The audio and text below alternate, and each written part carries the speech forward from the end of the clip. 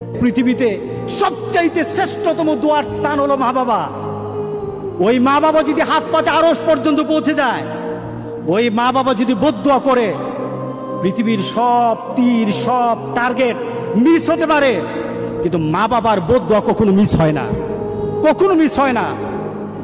আর সন্তান মা বাবার জন্য যখন দোয়া করে, পৃথিবীর কোনো হুজুর, পৃথিবীর কোনো বুজুর্গ ব্যক্তির দোয়া কবুলের ব্যাপারে সন্দেহ থাকতে পারে, কিন্তু সন্তান যখন মা বাবার জন্য দোয়া করে, এই দোয়া আল্লাহ ফেলে দেয় না।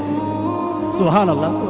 কারণ মা বাবার এই দোয়াটা শিখিয়ে দিয়েছেন আল্লাহ সুবহানাহু ওয়া তাআলা, রব্বির হামহুমা কামা রব্বায়ানি সগীরা।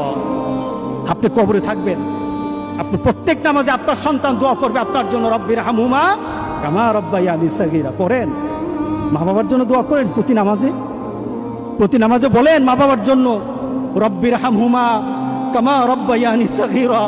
আপনি দোয়া করেন, দেখবেন আপনার দোয়ার কারণে আপনার সন্তান